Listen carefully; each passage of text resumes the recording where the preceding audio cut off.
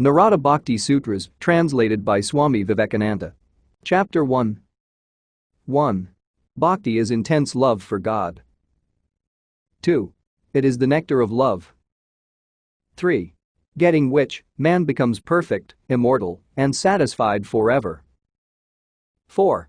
Getting which, man desires no more, does not become jealous of anything, does not take pleasure in vanities. 5.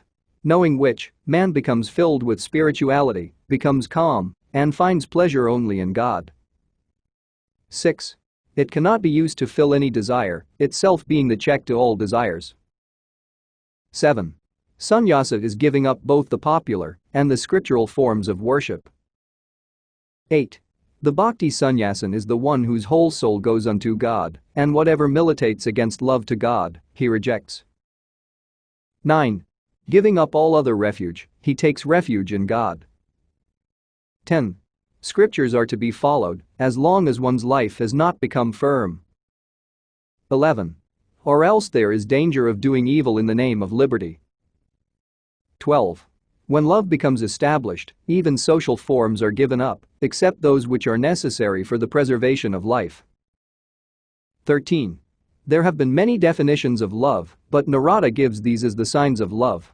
When all thoughts, all words, and all deeds are given up unto the Lord, and the least forgetfulness of God makes one intensely miserable, then love has begun. 14. As the gopis had it. 15. Because, although worshipping God as their lover, they never forgot his God nature. 16. Otherwise they would have committed the sin of unchastity. 17. This is the highest form of love, because there is no desire of reciprocity, which desire is in all human love. Chapter 2. 1. Bhakti is greater than karma, greater than jnana, greater than yoga, Raja Yoga, because bhakti itself is its result, because bhakti is both the means and the end, fruit. 2. As a man cannot satisfy his hunger by simple knowledge or sight of food, so a man cannot be satisfied by the knowledge or even the perception of God until love comes, therefore love is the highest. Chapter 3. 1. These, however, the masters have said about bhakti. 2. One who wants this bhakti must give up sense enjoyments and even the company of people. 3. Day and night he must think about bhakti and nothing else. 4. He must go where they sing or talk of God. 5. The principal cause of bhakti is the mercy of a great or free soul. 6. Meeting with a great soul is hard to obtain and never fails to save the soul. 7. Through the mercy of God we get such gurus. 8. There is no difference between him and his own ones. 9. Seek, therefore, for this. 10.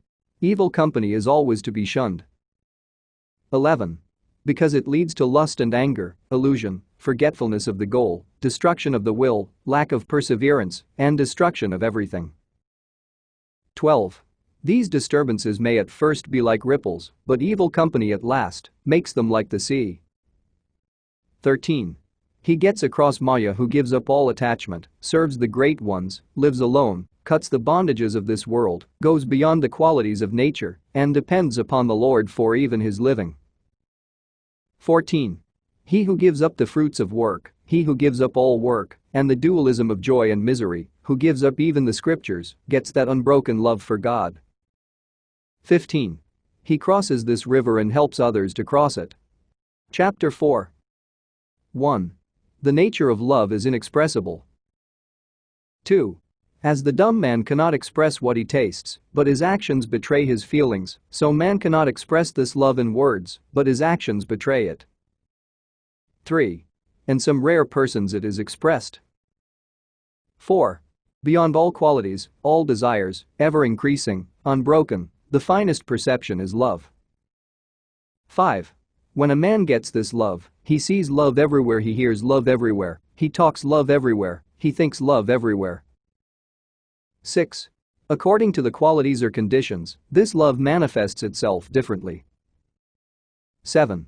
The qualities are tamas, dullness, heaviness, rajas, restlessness, activity, sattva, serenity, purity, and the conditions are artha, afflicted, artharthi, wanting something, jijnasu, searching truth, jnani, knower.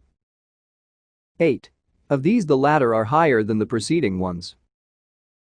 9. Bhakti is the easiest way of worship. 10. It is its own proof and does not require any other. 11. Its nature is peace and perfect bliss. 12. Bhakti never seeks to injure anyone or anything, not even the popular modes of worship. 13. Conversation about lust or doubt of God or about one's enemies must not be listened to. 14. Egotism, pride, etc. must be given up. 15. If those passions cannot be controlled, place them upon God and place all your actions on Him. 16. Merging the trinity of love, lover, and beloved, worship God as His eternal servant, His eternal bride, thus love is to be made unto God. Chapter 5. 1. That love is highest which is concentrated upon God. 2. When such speak of God, their voices stick in their throats, they cry and weep, and it is they who give holy places their holiness, they make good works, good books better, because they are permeated with God. 3. When a man loves God so much, his forefathers rejoice, the gods dance, and the earth gets a master. 4. To such lovers there is no difference of caste, sex, knowledge, form, birth, or wealth. 5. Because they are all gods. 6. Arguments are to be avoided. 7. Because there is no end to them, and they lead to no satisfactory result. 8. Read books treating of this love, and do deeds which increase it. 9. Giving up all desires of pleasure and pain, gain and loss, worship God day and night. Not a moment is to be spent in vain. 10. Ahimsa, non-killing, truthfulness, purity, mercy, and godliness are always to be kept. 11. Giving up all other thoughts, the whole mind should day and night worship God. Thus being worshipped day and night, He reveals Himself and makes His worshippers feel Him. 12. In past, present, and future, love is greatest. Thus following the ancient sages, we have dared to preach the doctrine of love without fearing the jeers of the world.